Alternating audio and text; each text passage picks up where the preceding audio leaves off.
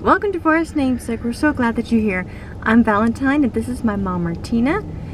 And today's topic is going to be facing your fears, or at least trying to with the Lord's help.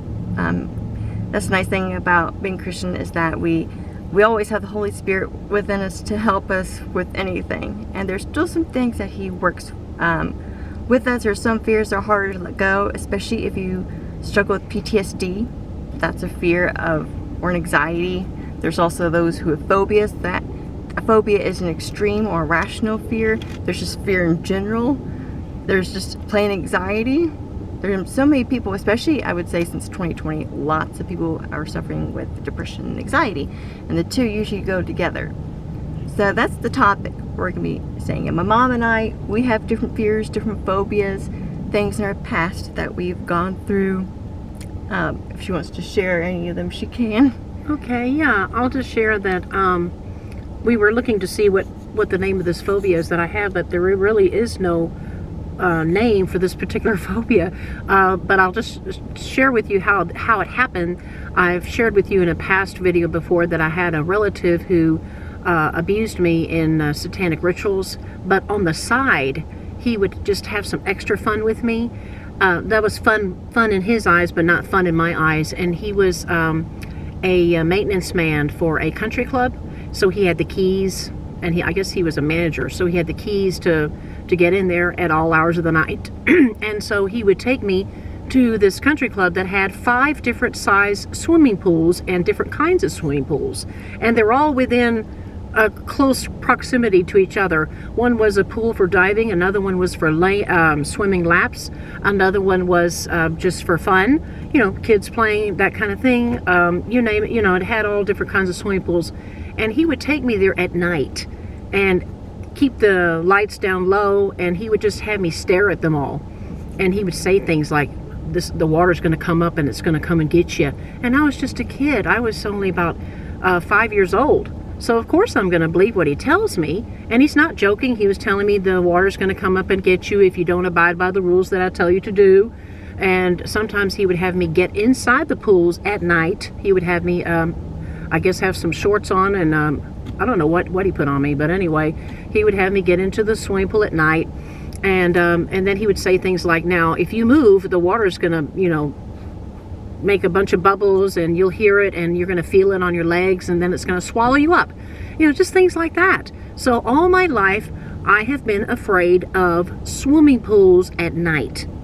If they're outdoors, I'm afraid of them at night. Then he would take me to an indoor swimming pool as well, one of those really big Olympic-sized swimming pools at night. He would have the lights down low. There wouldn't be hardly any lights in the pool.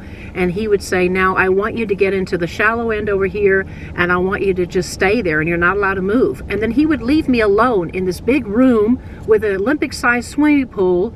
I was terrified. So to this day, I am terrified of indoor swimming pools, Olympic size especially. I can't even watch them on television when these people have for the Olympics, the laps. I can't watch it. It makes me nauseous. And it may be a psychosomatic thing where you think it and then your body reacts. Either way, I've tried to, face my fears, but I just can't do that one.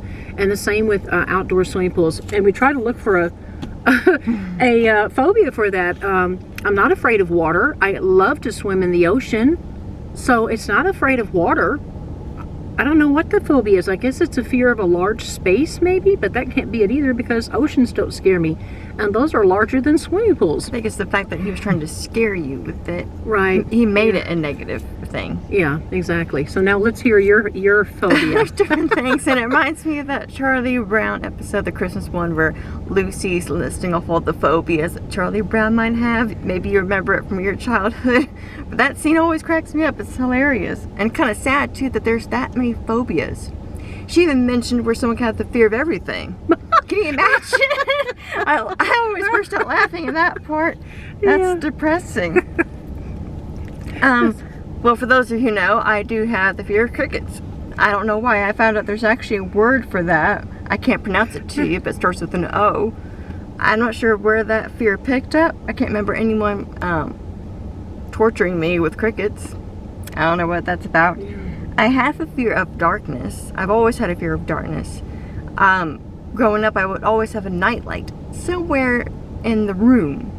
Maybe it was because I spent a lot of time when I was little at my grandparents' house, and there was this dark, they left the bedroom door open and you could see the dark hallway, and the nightlight was in the bathroom across the hallway. That I need more light than that. So to this day, I am still scared of the dark. But I've been doing okay with this homeless journey because there are the street lamps that are quite bright, so I don't fear that, and plus I'm with my family. Yes. So thank you, Lord, for not having that fear with me. I can't handle that on top of everything. Yes. I have the fear of blood. I used to not be, but Me and you both. yeah, here lately I can't. We even get if it's a little nauseous. bit. We No. get nauseous. Just a little cut on the finger, or somebody will show us something, like my husband, like, look at this, a little gash. And we're like, no, don't show us, don't show us, don't show us. And then we feel, you know, I kind of can't. nauseous and dizzy, lightheaded. Can't do it. I have coulrophobia, which is the fear of clowns, and I've always had that fear since I was little. I do remember there was a scary sort of advertisement on TV back when we had cable. We got rid of that later on, but there's also this movie that had scary looking clowns in it. And I don't care if they're happy and they're dancing around their balloons. We had some here at the library the other day outside for the kids. I can't handle it. I have to walk around the clowns. So I'm sorry if you were ever a clown. I'm not making fun of you. I'm just scared of them. Yeah. Goodness. Fear of me. the ocean. There are beautiful creatures that God made in the ocean, and the ocean itself is very pretty. But it's the deepness that scares me. No wonder you don't have a good time when we go to the beach. She sits there right at the edge of the water. beach and the water coming up. If even. But that's as far as she'll let it go. She won't even walk into the ocean. She won't even go up ankle length. And now that's a new one. I didn't know you were afraid. I just thought you didn't like it. Oh no, I'm But scared. I didn't know you were afraid of the ocean. Oh, I'm it's the learning deepness. something new from my daughter. I need to see a bottom somewhere, and I need to see what's underneath me. I'm also scared of space. If I think about it too much, you know, Space as in the space galaxies, upstairs, or yeah. space as like in there's no ending that I can see. like a vast Yes. spatial area, that kind of space. I need some sort of wall. Yeah. Kind of very dimensional, these. Okay. Maybe you all can relate. And then I also have, my other fears are it's called autophobia or monophobia, which is the fear of being alone. You know, I'm used to having my family with me, and if I were to ever be alone, you know, goodness, I don't know if I could make it. I mean, I'm used to being alone, as in when we had a house, I could go to my own room and do my own thing and close the door. But that's a different kind of alone. You're still surrounded with family. You still have family in the next bedroom over. But if I'm talking about being completely alone, like some of these homeless men around in the city, they're alone. And maybe men can handle it better, but I wouldn't want to do that as a woman. I could not handle that. I don't know, goodness. And then I have the fear of elevators, and we looked that up, what that was called.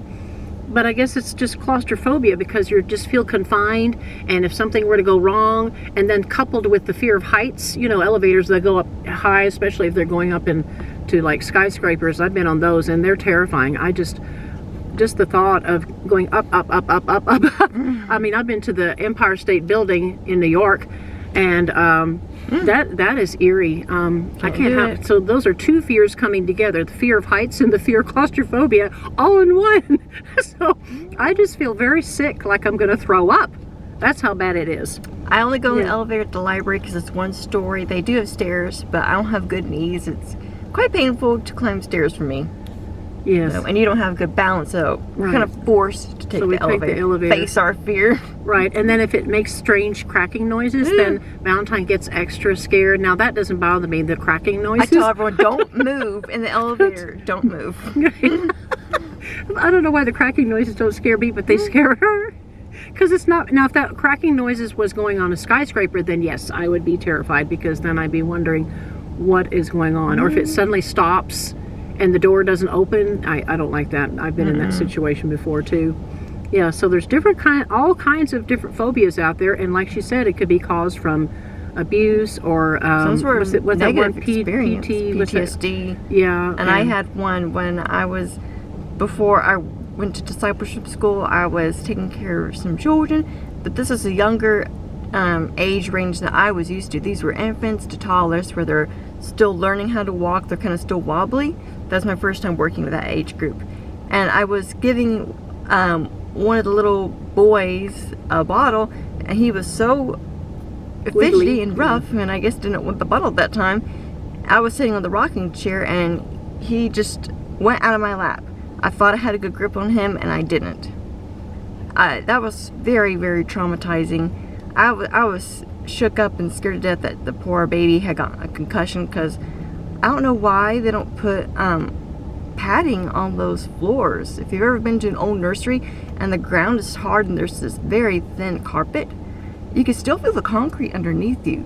So that's something that I would change if I had my say so. But anyway, what's done was done. He cried and had a little scar, but if I could go back that day, I wish I had gotten the courage to tell the family what had happened, but instead another worker had to do it for me.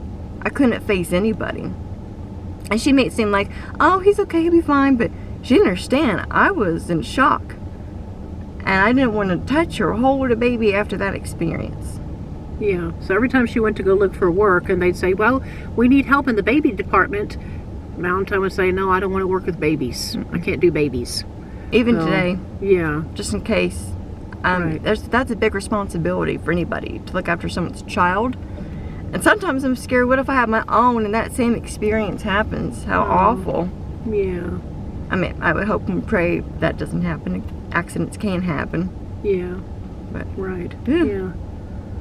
Yeah, so there's different kinds of share what daddies. We need to know what Mike's. Hope you don't mind, I think Daddy. we're about to run out of time, I think, but we can quickly share. If you're wondering, my brother at one time, he was interested in phobias and the different kinds, and he asked each remember what we had, and he would look them up. So I have a list of all the phobias that we've had. Oh my goodness. And Daddy just mentioned one to my brother, and that was the fear of falling. Do you remember that, Daddy? The fear of falling. Wow. So sad. Yeah. It starts with the P, so I guess the P is silent. Tophobia. That's good to know. Yeah. And we would like for you to share, if you don't mind, sharing what your phobias and fears are. And yeah, and maybe we can come up with a name, or you can, what kind of phobia it is, the name of the phobia.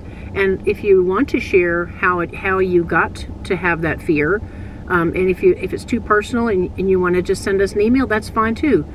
You could do that. But also keep in mind that we don't always have to be afraid all the time. We can go to the Lord in prayer. We can go to His Word. I mean, my favorite one is the Psalm 23, the Lord is my shepherd. I start to recite that out loud, and if I don't remember it because I have a bad memory, then I just read it word for word from the Bible. And then didn't you have another one? Then there's that one for little kids, like, now I lay me down to sleep. Oh, that's an actual children's prayer. Okay, yeah. But there's so many verses. I recommend that you look up some and memorize them, so that anytime you are afraid, it will just come right to you. Yeah, yeah. Here's another one for those who have anxiety or fears from Psalm 61, verse 1. Hear my cry, O God, attend to my prayer. From the end of the earth I will cry to you when my heart is overwhelmed. Lead me to the rock that is higher than I. So He's higher than any fears that are going on this earth. We can always run to Him, it says. Yeah, exactly. And then there's the thing of learn to face your fears. Well, we've been doing that. Yeah, I've been going to the swimming pool at the YMCA, the indoor one. It's a half size, Olympic size. But still, it's very scary. I have to kind of run by it. They say don't run, but I kind of briskly walk by it, and I still feel nauseous. So I'm facing my fear. I'm doing it. And I have held a baby since that experience. Yes, we just have to keep praying, Lord, please. Maybe one day wouldn't that be wonderful if we're free of those fears? Yeah. So we're a work in progress. I think we all are. Yes. Well, I think we're sorry this is a short one, but we've ran out of, battery charge on the phone. I mean, on the camera, so we apologize for that. But we thought we'd get a quick one in today. And I apologize if you see this behind me. Today was laundry day, and Yes. some of the clothes can't go in a dryer. So that's our clothesline Right. for right now. Exactly. So I apologize about that. Hope it's not a distraction. Yeah. But we do hope that you like the video. Like my mom said, leave some comments down below or send us an email for his name's sake, 106@gmail.com, or any other prayer requests that you have. And I've almost lost my famous words. Supposed to say them with me. Like, subscribe, and click the notification bell. And Lord willing, we will see you on the next one. Bye. Bye-bye.